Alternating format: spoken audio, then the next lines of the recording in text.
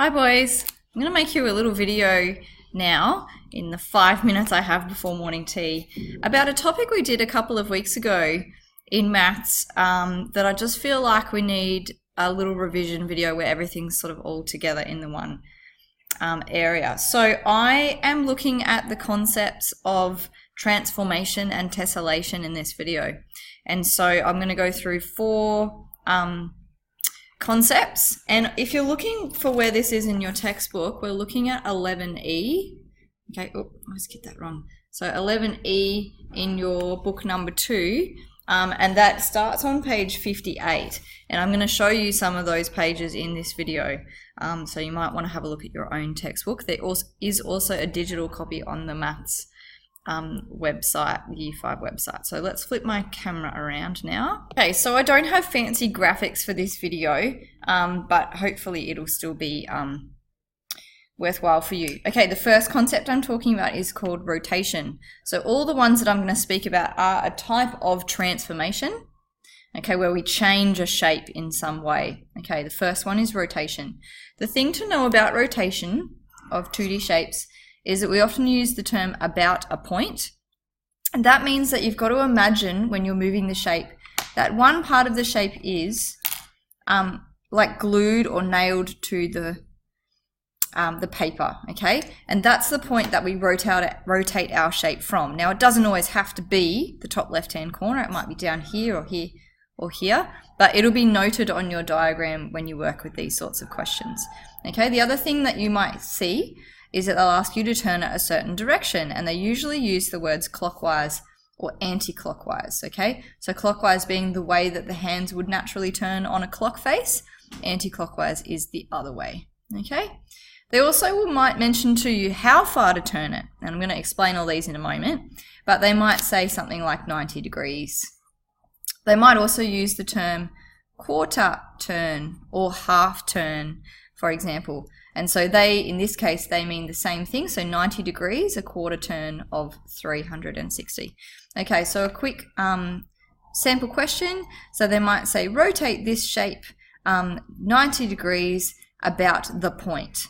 Okay, and so I'm just using this little block as an example, but you would draw your answer. So I've got to imagine that this corner here is glued to my paper, and I'm going to rotate my square, okay, 90 degrees. All right, and I've done that there, so that means that my answer would be looking like this. Okay, they might ask you to do it a different direction. Let's do another question. Let's say that way. So they might say, rotate this shape 180 degrees about the point anti-clockwise. Okay, and so I would go this way, pretending that that is glued to the screen, okay? And then I'd write in my answer. So quarter turn, another quarter turn would be 180 degrees. So my shape would look like this in this type of question. Okay, my answer, I should say. Okay, that's rotation. Let's move on. Oh, sorry, one more thing. In the textbook, they have this sort of question, okay? This is on page 59, and it says, how has this shape been moved? So it's sort of like the opposite style of question that I just showed you, and so your answer would be describing how it's been moved. Okay, so it's moved 90 degrees, so from here to here, in a clockwise direction. Okay, in this shape, they've got the point there that it's been rotated along, but they also sometimes have a little something like a little picture or something on there, just so you can further picture or in your mind how that shape has moved. So that's just to help you with the orientation, okay, of how it might have moved. So if it's moved this way, for example, then the picture would not be the same. So that's why they've got this little person with the cap, so you can see exactly what direction that's been moved in. Okay, cool. So just thought I'd point that out to you as well. All right, the next one that I've got is called reflection, okay? And this is when you flip a shape along about a line, okay? So they're the terms that you might hear, flip and about a line, okay? So let's imagine our line is here. I'm going to show you a different shape this time because the square being such a regular shape is going to look the same sort of however you flip it. So I'm going to show you this shape today, okay, our trapezium. So I'm going to just quickly draw it really poorly. Okay, it's obviously not the same exact size, but the same shape. Okay, so if I was going to flip this shape, then I would be doing this sort of movement, and you can see that the shape, once it's flipped over this side, is actually different. It is important for you to show the same distance from that line. So mine is like 2 squares on this grid paper, and then it is important, you wouldn't draw that in, it is important to show the shape the same size. So you wouldn't draw it like a massive over here, you do it the same. Okay, it can also be flipped this way. Okay, so from here I could flip it that way and imagine that the line would be across there. Okay, and they would have the line marked in that sort of a question. And similar to our rotation question, they might ask you, in what direction has this shape been flipped? Okay, and you would say like across the line, or across vertically instead of, horizontally instead of vertically, that way. Okay, cool. Next style of question. Moving quite fast here, but remember all of these questions and styles of vocabulary are in your textbook too.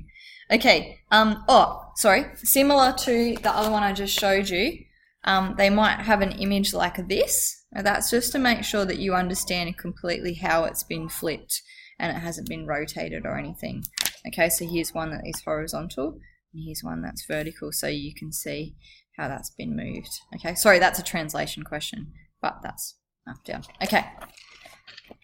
I'm going really fast because I've got like 5 seconds until morning tea. Hopefully I don't get the bell in this video. Okay, translation.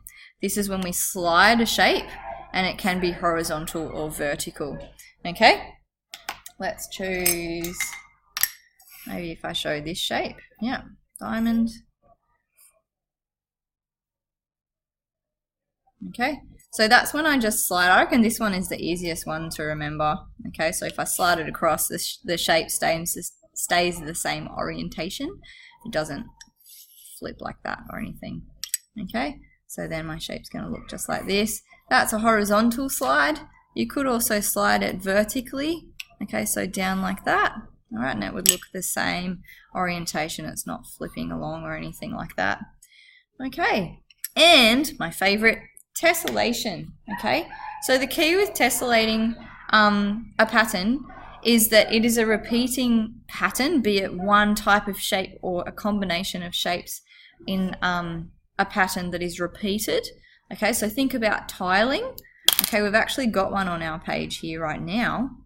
Okay, with our grid squares, I'm repeating that pattern along. There is no gaps and no overlaps, and it's with 2D shapes. So if I was to just like make one here, and in my class we've done this already with these shapes, okay, the key is to make sure that it is a repeating shape. Okay, put myself under pressure not having this ready before. Okay, and I would continue to repeat that along. I haven't chosen great shapes to do this for as an example, have I? Okay, and so on. And so that entire pattern might then repeat, might then repeat right next to it there, and so on and so on. Okay, lots of examples of tessellating shapes in nature. Okay, so that's a really cool thing to look at with shells, beehives, for example, but we also see them in our homes, in bathrooms and kitchens particularly too. Okay, and also in churches, particularly in the Middle East, they have some beautiful tiling patterns there. Okay, so I'll just show you a quick example of definitely yes, tessellating, not tessellating because there are some gaps there. So it is virtually impossible to have circles in a tessellating pattern. Okay, and then over the next page, you might get questions like, will this shape tessellate? Okay, and so if you get a question like that, will this shape tessellate, this hexagon, if you're unsure, just try and draw it and see if you can work out if there would be any gaps or whether they would fit properly. Okay, and down here it says, just like I've shown you, you can tessellate with more than one shape. Okay, and if you're looking for some artists that do this really well, there's a guy called Escher, E-S-H-E-R, I believe it's spelt. But if you Google Escher, he does some just beautiful artwork on this type of mathematical concept. Okay, cool. So today we have gone through rotation, reflection, translation, and tessellation. Okay, all of those are in your textbook. There will be a fair few questions on those in your exam. Okay, so make sure you're really familiar with all of those. If you're looking for a way to remember those really easily, okay, we think about these really casual terms. Flips, slide, turn. Okay, and tessellating not included in that. Okay, so when we're talking about turn, that's rotation. When we're talking about flip, that is reflection. And when we're talking about slide, that's translation. Okay, that might be a really good way to remember exactly what sorts of movements they are. All right, good luck.